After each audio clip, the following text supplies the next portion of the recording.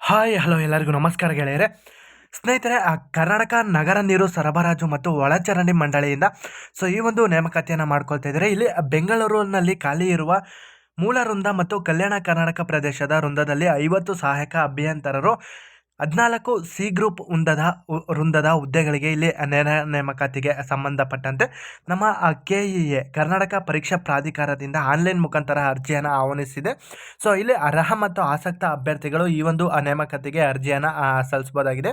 ಇಲ್ಲಿ ನಡೆಯುವ ಸ್ಪರ್ಧಾತ್ಮಕ ಪರೀಕ್ಷೆಗೂ ಕೂಡ ನೀವು ಹಾಜರಾಗಬೇಕಾಗಿರುತ್ತೆ. ಇಲ್ಲಿ ನೀವು ನೋಡ್ಬೋದಾಗಿರುತ್ತೆ, ಕರ್ನಾಟಕ ಪರೀಕ್ಷಾ ಪ್ರಾಧಿಕಾರ ಅಂತ ಕೊಟ್ಟಿದ್ದಾರೆ.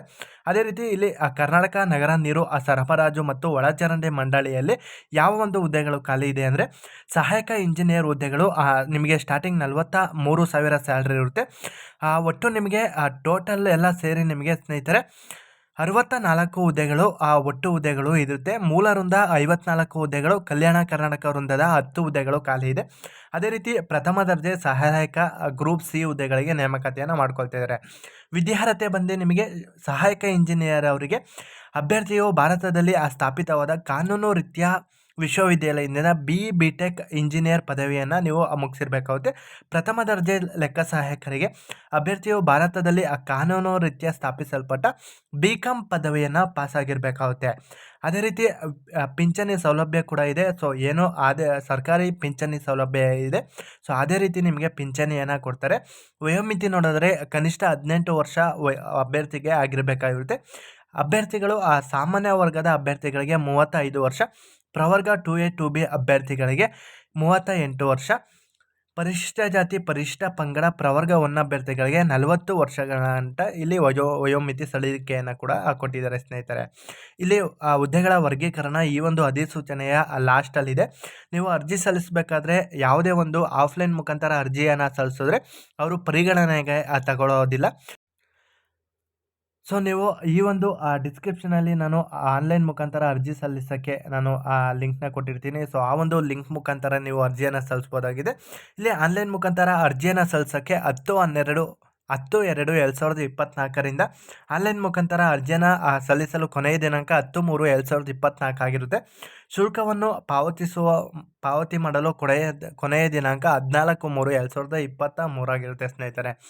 ಇಲ್ಲಿ ಶುಲ್ಕ ನೋಡಿದ್ರೆ ಸ್ನೇಹಿತರೆ, ನಿಮಗೆ ಸಾಮಾನ್ಯ ಅರ್ಹತೆ ಮತ್ತು ಇತರ ಪ್ರವರ್ಗಗಳಿಗೆ 750 ರೂಪಾಯಿ ಇರುತ್ತೆ.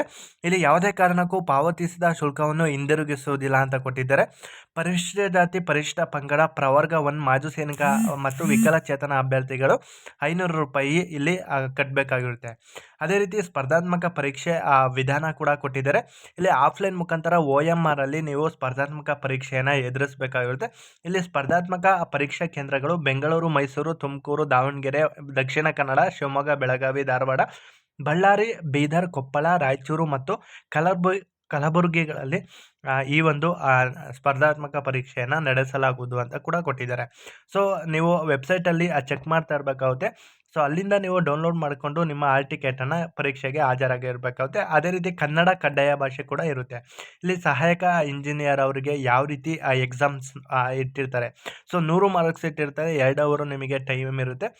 ಪ್ರಥಮ ದರ್ಜೆ ಸಹಾಯಕರಿಗೆ 100 ಮಾರ್ಕ್ಸು, 2 ಅವರು ಇಲ್ಲಿ ನಿಮಗೆ ಟೈಮಿಂಗ್ಸ್ನ ಇಟ್ಟಿರ್ತಾರೆ. ಅದೇ ರೀತಿ ಕನ್ನಡ ಕಡ್ಡಾಯ ಭಾಷೆಯವರಿಗೆ ಕೂಡ 100 ಅಂಕಗಳಿಗೆ ನೀವು ಇಲ್ಲಿ ಎಕ್ಸಾಮ್ನ ಅಟೆಂಡ್ ಮಾಡಬೇಕಾಗಿರುತ್ತೆ.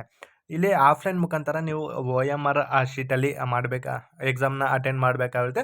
ಇಲ್ಲಿ ಅಭ್ಯರ್ಥಿಯು ಅರ್ಹತೆಗಾಗಿ ಸ್ಪರ್ಧಾತ್ಮಕ ಪರೀಕ್ಷೆಯಲ್ಲಿ ಒಟ್ಟು ಅಂಕಗಳಲ್ಲಿ ಕನಿಷ್ಠ 35% ಅಂಕಗಳನ್ನು ಕಡ್ಡಾಯವಾಗಿ ನೀವು ತಗೊಂಡಿರಬೇಕಾಗುತ್ತೆ.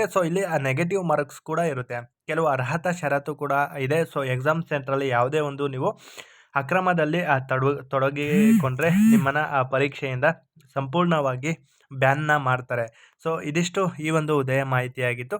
ನಿಮ್ಮ ಹತ್ರ ಏನಾರ ಮೀಸಲಾತಿ ಬೇಕು ಅಂದರೆ ಆ ಒಂದು ಮೀಸಲಾತಿ ಪ್ರಮಾಣ ಪತ್ರ ನಿಮ್ಮ ಹತ್ರ ಅಟ್ ಪ್ರೆಸೆಂಟ್ ಒರಿಜಿನಲ್ ಇರಬೇಕಾಗುತ್ತೆ ಅಂತ ಕೂಡ ತಿಳಿಸ್ಕೊಡ್ತಾ ಇದ್ದಾರೆ ಸ್ನೇಹಿತರೆ. ಈ ಒಂದು ಹುದ್ದೆಯ ಮಾಹಿತಿ ಇದಿಷ್ಟಾಗಿತ್ತು. ಮುಂದಿನ ಹುದ್ದೆಯೊಂದಿಗೆ ಸಿಗೋಣ. ಜೈ ಹಿಂದ್, ಜೈ ಕರ್ನಾಟಕ.